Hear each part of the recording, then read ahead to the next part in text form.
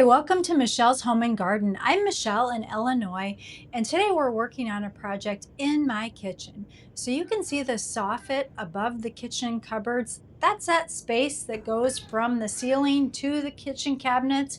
Now, in a lot of newer kitchen remodels or new kitchens, they are taking the cabinets all the way up to the ceiling. But in other homes like mine, there may be a soffit or you may have an open area above your cabinets and your ceiling.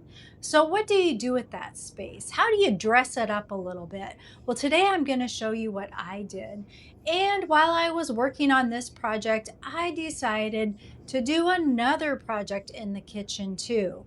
So, we have a microwave above our stove that we weren't using, and I was ready to do something different. So I looked at range hoods. Now, I'd love to have a range hood, but we're not in the mood to do a major remodel on our kitchen. So let's look what we did. The first thing we had to do was take it down.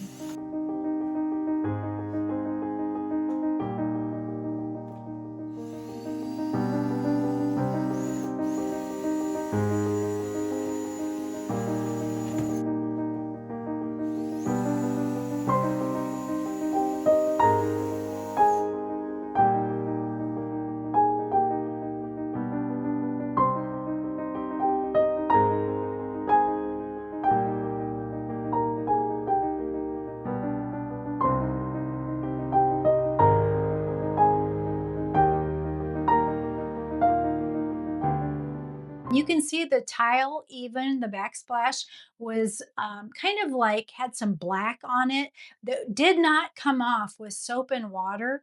So we researched how to clean marble tile and got a DIY of mixing peroxide and baking soda together. So I mixed a paste together and laid it on the tiles. Of course, did a little test spot first to make sure that it wouldn't damage them.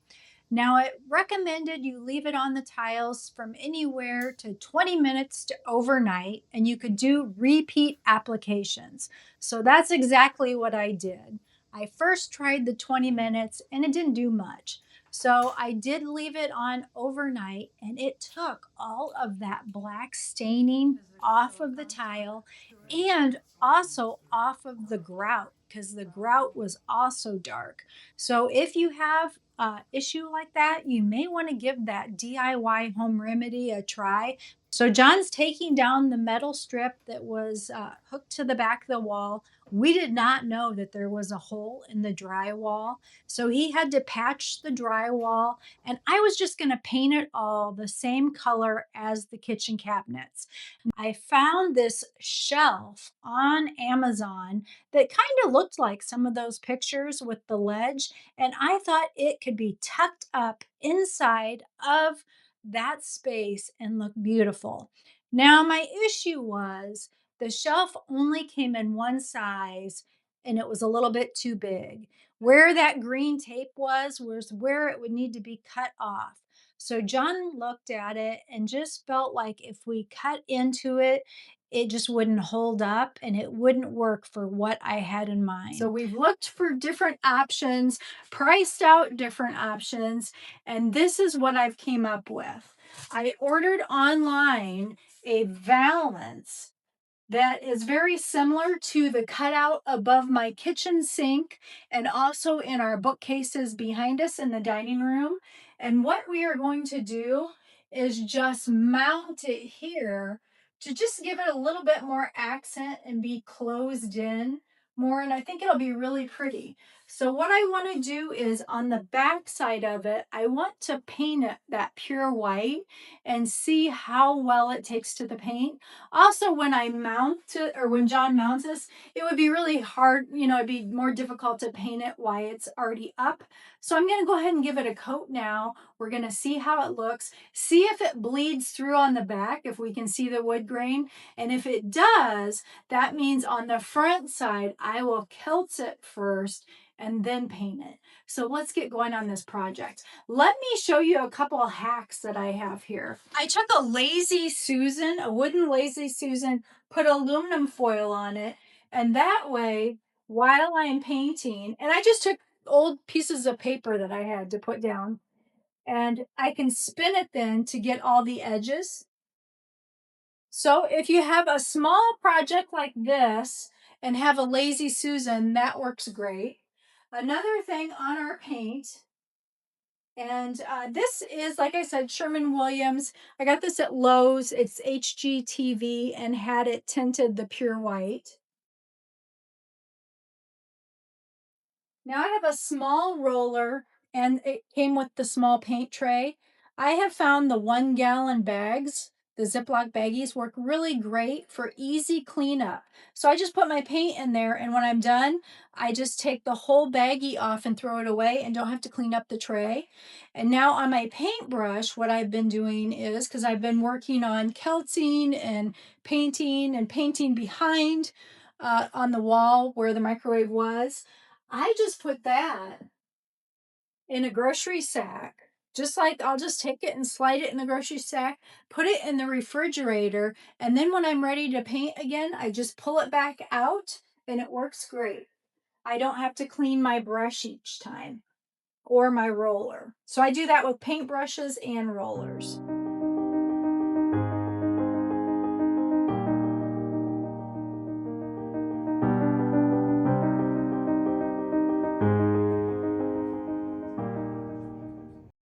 Okay, we are going to look for trim for in the kitchen. So we're at Lowe's and they have window and door and ceiling and floor.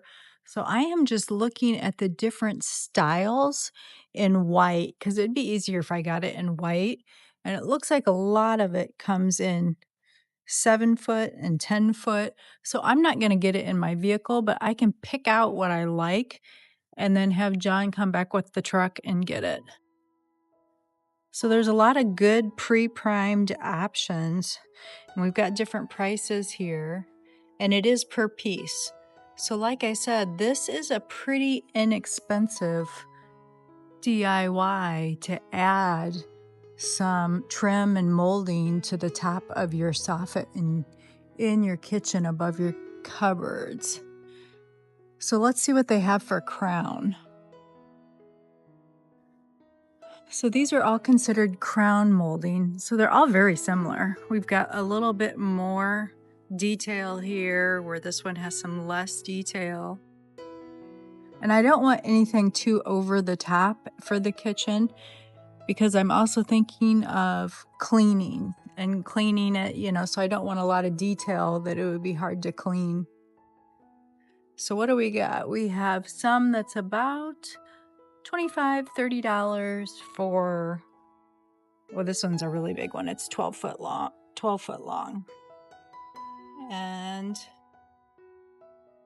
But I think our best choices are going to be over here because this is about the size I want. Something like just like this to go along the ceiling. I do like this one. I've used this style before at my other house, but it was not in the kitchen. And something like that looks like it's going to be the MDF, so not real wood. 8-foot section is $13.98, and the 12-foot is $26.88. So there's some good options for us. What I had seen was Sarah, she holds dearly just lately. She's been working on her kitchen, and I had not thought of this. And thank you, Sarah. What a great idea.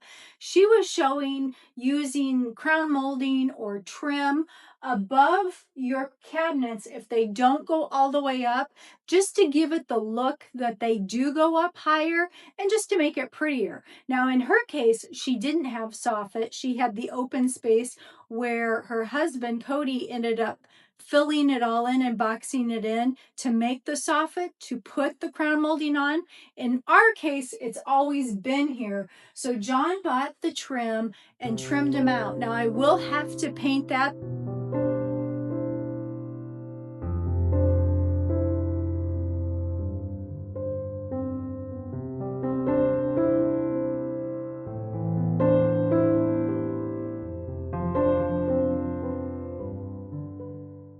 Okay, Okay, so I opted for kilting this, and then instead of using the pure white, which didn't seem to be the same color as the kitchen cabinets, even though they were Sherwin-Williams pure white, I still had paint on hand from the painters when they painted the cabinets. So that's what I pulled out, and it was still good. Now, this is Sherwin-Williams pure white, but to get the finish on the cabinets to look like custom furniture, they mixed in a kind of clear coat in it to give it that sheen matte finish. So I think that is what is tinting the paint. So it's not actually a pure white. It has a little bit of more of a creamy color to it. So I opted to do that and paint this, and it's looking really good, and I think it'll match really well.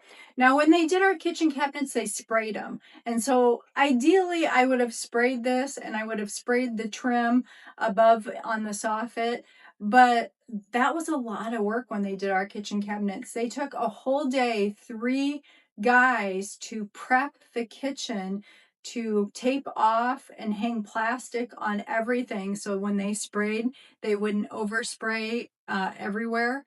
So I opted to paintbrush and roll, and I actually went out and bought a top of the line edging paintbrush. So far so good. The trim is looking good. I used the same paint on the trim and also on this, so we'll let it dry and see if it needs another coat. Look how good this looks. So our tile installer came yesterday, and our microwave used to be there, so the wall was not tiled. It was just actually it was unfinished. So I had painted it white and thought I was going to leave it. Didn't like it. Had to find a tile installer to weave in some of our marble tile to finish it all the way up. So he had to cut out the old tile line to weave in the new tile, and boy, did he do a good job.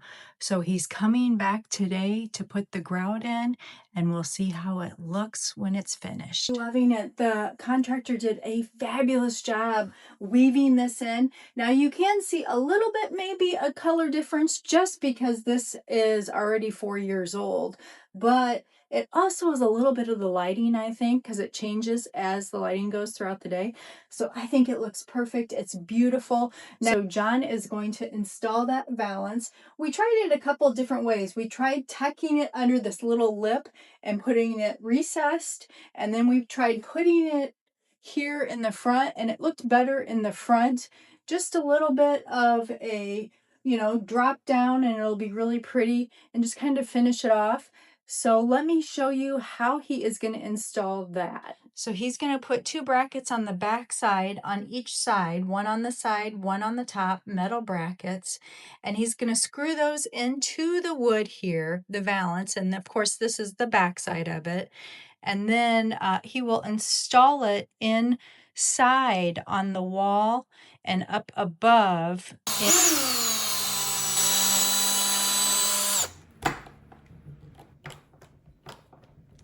Okay, it got finished. I like it. I think it turned out really great. We did it for a little bit of nothing. It didn't cost that much. It was more time consuming trying to come up with something that would actually fit that space and look great. Now, I did leave it so it can be removed. That valance can come down, and if we sell the house and the next homeowners want to put a microwave back up in that spot, everything is still there, so they could just buy a microwave and it would go in. So I did want it so that they could be taken down if someone wanted to do a different configuration with it. So I'm really liking it. I love how the soffit turned out. I like the crown molding. Just dresses it up a little bit. So if you have that space above your cupboards, or maybe you have that empty space that you want to fill in, I really appreciate Sarah's idea. So what's next here in the kitchen? I'm thinking I need a new range. I want to get a slide-in version range where this top portion will then be removed and show off the beautiful backsplash. I have been looking online for ranges that I like, and also I went and visited some in person over the weekend shopping. So far, I haven't landed on a model yet. Maybe you have a favorite range that you think is awesome that I should look into. So I appreciate your feedback in the comments. So have a great week, and I will see you in our next video. If you want more inspiration, check out these videos next.